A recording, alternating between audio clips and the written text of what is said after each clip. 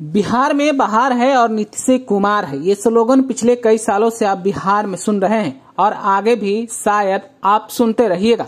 दरअसल मुख्यमंत्री नीतीश कुमार ने महागठबंधन का साथ छोड़कर एनडीए के साथ आ गए हैं और सरकार भी बिहार में बना ली है।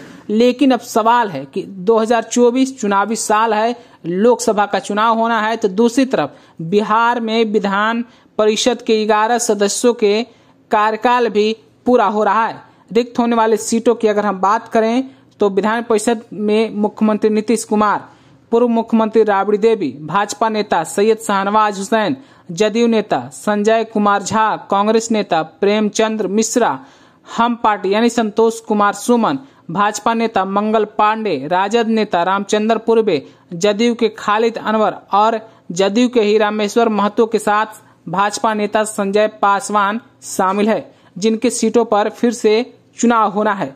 तो मौजूदा समय के बिहार की राजनीतिक समीकरण की बात करें तो एनडीए के पास 5 उम्मीदवार जीतना तय माना जा रहा है। छठे उम्मीदवार की जीत के लिए उन्हें अलग से वोट जुटाने होंगे। हालांकि खबरों की माने तो उम्मीदवार की जीत के लिए 22 विधायकों के समर्थन की जरूरत होगी। एनडीए के पास मौजूदा समय में 78, जदयू के पास 42 और हम पार्टी के पास 4, जबकि एक निर्दलीय विधायक का वोट एनडीए के खाते में जा सकता है। इसके अलावा 3 सीटें भाजपा आसानी से जीत लेगी, जबकि जदयू के झोली में 2 सीट आराम से चली जाएगी। 1 सीट पर मुख्यमंत्री का निर्वाचन होना है, जबकि दूसरी सीट पर जदयू के किसी को भेजा जा सकता है। नई सरकार में हम पार्टी के नेता संतोष कुमार सुमन मंत्री बनाए गए हैं। संतोष कुमार सुमन पूर्व मुख्यमंत्री जीतनराम मांझी के बेटे हैं, जो अभी विधान परिषद के सदस्य हैं, लेकिन उनका कार्यकाल भी मई में पूरा हो रहा है। लिहाजा मंत्रिमंडल में बने रहने के लिए उन्हें विधान परिषद या फिर विधानसभा की सदस्यता ग्रहण करनी होगी।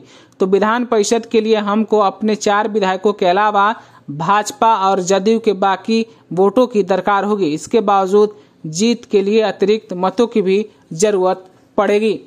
इधर इंडिया गठबंधन यानी कि महागठबंधन की बात करें तो राजद के पास 79 विधायकों के दम पर 3 सीट निश्चित रूप से जीतने का दावा है।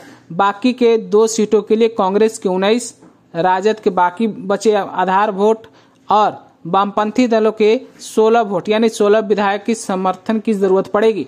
खाली हो रही सीटों में एक कांग्रेस की भी सीट है। पार्टी के विधान पार्षद प्रेमचंद मिश्रा का कार्यकाल भी समाप्त हो रहा है और कांग्रेस इस सीट को बरकरार रखने के लिए राजद के 3 मतों को लेना जरूर चाहेगी। बताते चलें कि विधान परिषद में कुल 75 सीटें हैं, जिसमें विधानसभा सदस्यों द्वारा 27 जनप्रतिनिधियों का चुनाव किया जाता है। विधान परिषद की 1/3 सीटें हर 2 साल के बाद खाली हो जाती है, जिस पर मतदान कराया जाता है। इसी क्रम में विधान परिषद की 11 सीटों पर निर्वाचित सदस्यों का कार्यकाल 6 मई को पूरा हो रहा है और सभी सदस्यों का चुनाव विधानसभा के सदस्यों के द्वारा किया जाना है। विधान परिषद के सदस्यों के लिए विधानसभा में ही बूथ का गठन किया जाएगा, जहां सभी विधायक अपने मत का प्रयोग करेंगे। लेकिन सबसे बड़ा सवाल है कि नई सरकार यानी एनडीए में अब किसको कितने वोट मिलेंगे, कौन उम्मीदवार होगा, किनको विधान परिषद भेजा जाएगा। तमाम जोड़ घटाव 2024 लोकसभा चुनाव के मद्देनजर ही किया जाना है। आप अपनी राय क्या रखते हैं एमएलसी के खाली हो रही सीटों के बारे में, हमें कमेंट के रूप में जरूर बताइएगा। अगर आपने हमारे चैनल को सब्सक्राइब नहीं किया है तो सब्सक्राइब कर लीजिए।